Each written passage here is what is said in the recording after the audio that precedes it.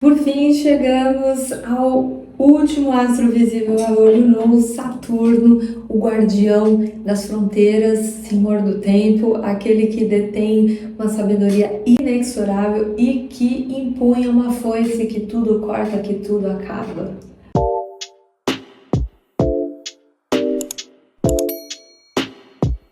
Seja muito bem-vindo ao canal PHD Astrologia. Eu sou Patrícia Helena Dorulhão, sou astróloga tradicional e terapeuta reikiana, e nesse vídeo de hoje eu vou te apresentar toda a natureza saturnina, este planeta tão temido, mas que não deveria ser.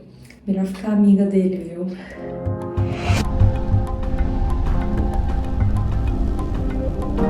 Saturno é o astro mais distante da Terra, considerando os 7 planetas clássicos, né? Depois de Saturno vem só Urano, Netuno e Plutão, e a gente não consegue ver a olho nu. Enfim, a astrologia tradicional em geral não vai olhar para eles, e por enquanto vou me ater até onde a gente consegue enxergar. Mas Saturno é o planeta que tem uma menor incidência de luz sobre nós, alcança muito pouco, né?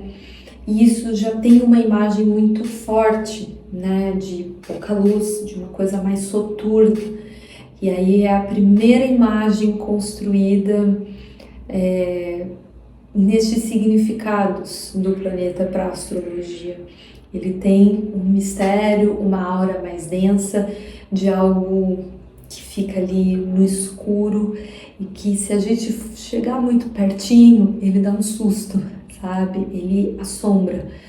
Mas é um assombro desse território frio e seco, como é a sua natureza, ou seja, melancólico, e que, quando a gente chega muito perto, a gente percebe que ele vai trazer obstáculos e vai restringir uma porção de vida, né? Se ele é frio e seco, ele não tem umidade, uma coisa fundamental para a fertilidade, né? Para essa ideia de criação. Portanto, Saturno já começa saindo por esse espaço de cortes, de limitações. A vida ali não é fácil, né? A vida não é bem quista, praticamente, né? E aí, se a gente for até pensar no mito de Saturno, em um dos mitos de Saturno, ele comia os seus filhos, ele engolia os seus filhos para que ninguém tomasse o seu trono, né? Então é um pouco dessa ideia de aqui ninguém vai sobrepor-se a mim, não virá nada depois de mim, né? Então todos esses simbolismos são muito fortes para a gente entender o que representa Saturno na astrologia, no nosso mapa, no céu do momento, né? Quais são as condições que ele está colocado ali, porque ele vai dizer de uma força que é muito avessa a essa abundância, a essa prosperidade. E aqui não é exatamente a prosperidade financeira apenas, né? Essa prosperidade de uma vida mesmo que prospera, né? Que cresce e se desenvolve. Saturno é considerado inclusive o grande maléfico, o pequeno é Marte, né? E sendo o grande maléfico, é ele quem de fato coloca limites, fala não. A gente precisa ter quem fale não, coloca certas fronteiras que vão nos voltar a responsabilidades incontornáveis, né? Então ele tem essa pecha aí do malvadão, mas a gente precisa ter um malvadão de vez em quando na nossa vida, né?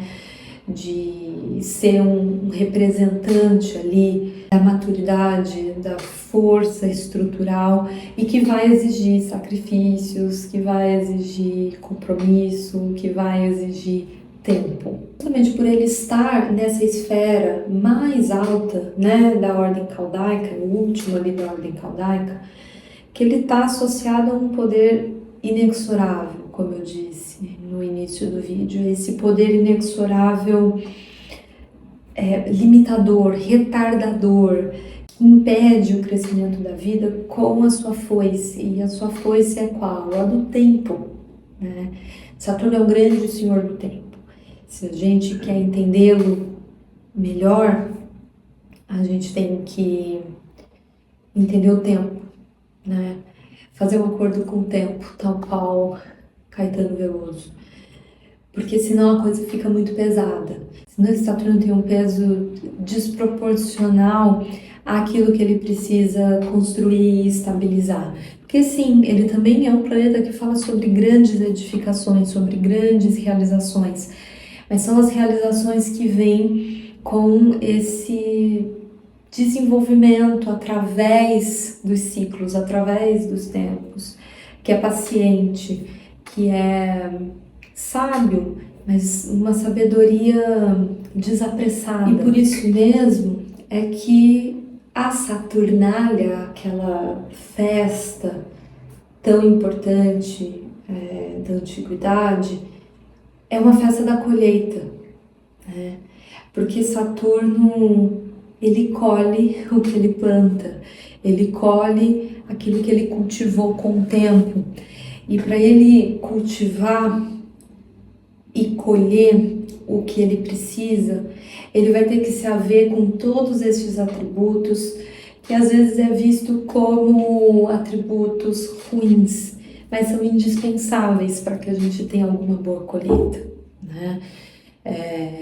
Se a gente quer ter uma lavoura farta, que se desenvolve, que todo ciclo está ali dando de comer para a gente vai ter que cuidar dela com muita delicadeza, com muita paciência.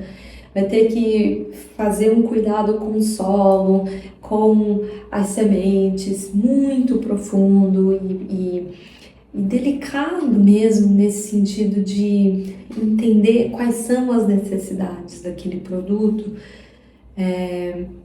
que vão dar muito trabalho, mas que valerão a pena, porque a colheita é certa. Inclusive, fica aí um dos significadores de Saturno, ele é um grande agricultor, tá? Não é muito falado por aí, mas isso é bem importante. Ele tem também uma face muito carrancuda, meio brava, né? Meio poucas ideias, porque é um astro de retidão, né? Justamente porque ele vai ter que lidar com todas essas coisas, ele tem que estar ali muito firme, disciplinado e comprometido com a função, com a missão, com o objetivo e com o que se está construindo. Sendo o astro limítrofe, né, o último que a gente vê a olho nu, ele está muito associado às figuras marginais. E essa é uma outra característica saturnina que eu acho bastante inspiradora até e encantadora ao modo de Saturno, porque esse Júpiter que veio antes organizou as leis, as normas e as crenças e as religiões de uma forma mais dogmática. Saturno vai pegar tudo isso e sair das esferas ali da sociedade, das fronteiras da sociedade e ir ao acesso dos marginalizados. A coisa da margem é muito saturnina. É Saturno quem lida com os leprosos, com aqueles que estão bem longe dos nossos olhos, que ninguém quer dar muita bola, que ninguém pensa como deveria pensar sobre essas pessoas, né? Ou sobre essas situações. Então, todo mundo que está ali dentro de instituições que precisam de cuidados, né? Lugares de acolhimento ali, de pessoas em necessidades muito especiais ou de vulnerabilidade social.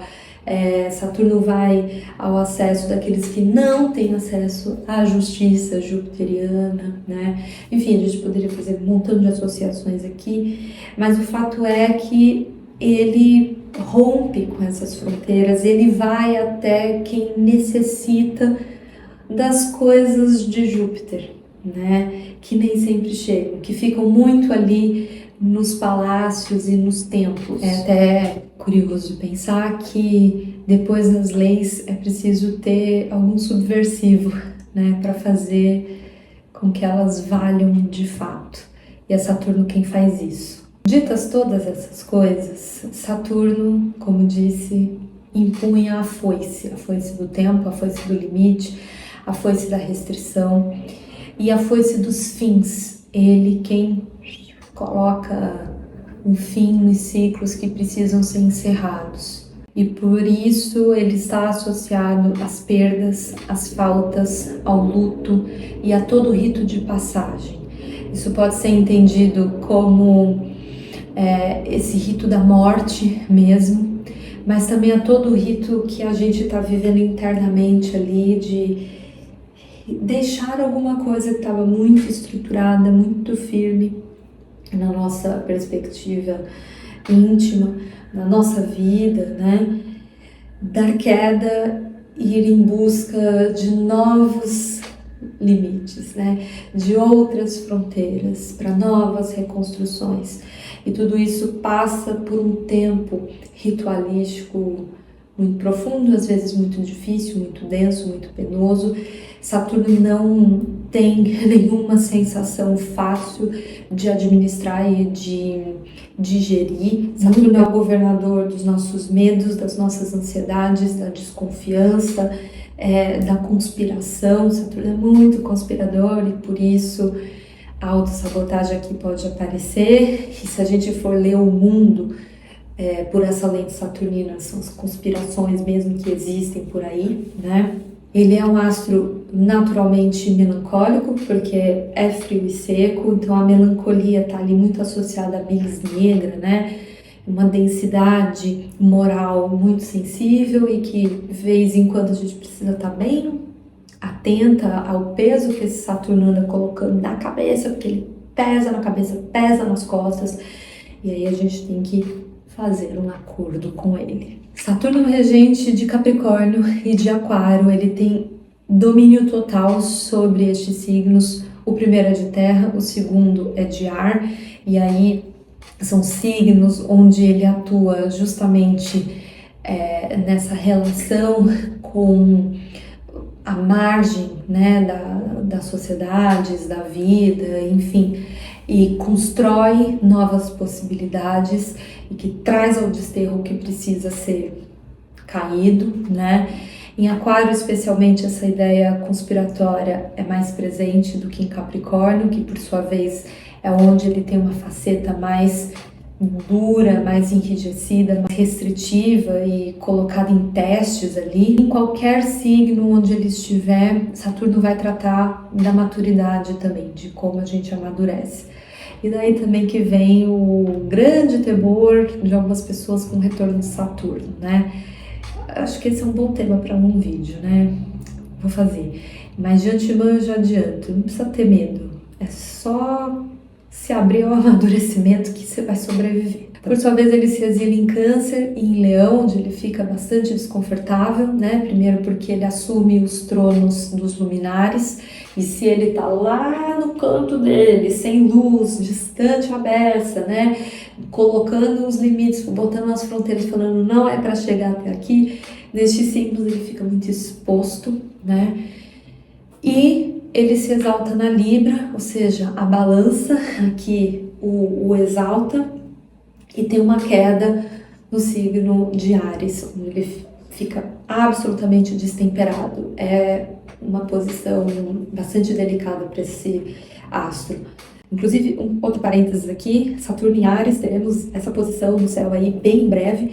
Vou preparar um vídeo sobre isso, já tem um e-book muito completo para você, que eu vou lançar até o final do ano de 2025, para caminhar durante 3 anos de Saturno em Áries com juízo, com consciência e com tranquilidade, para lidar bem aí com as frustrações que ele vai trazer, com tudo aquilo que ele vai trazer abaixo, tá? Mas a gente vai sobreviver e eu vou te ajudar com isso. Então, voltando aqui, Saturno, ele é um lembrete de que a vida, ela é finita, de que os recursos são esgotáveis e de que a gente não pode tudo o que a gente quer. Isso é uma falácia neoliberal, né?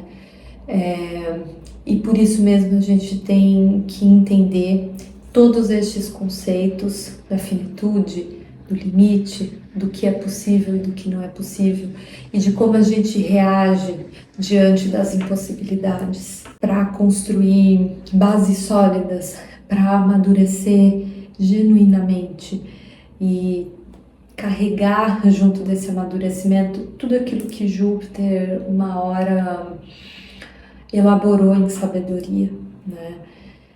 E aí eu te pergunto, no final das contas, o que Saturno vem operando na sua vida ao longo do tempo e qual é a sua relação com o tempo? Você sabe onde Saturno está no seu mapa?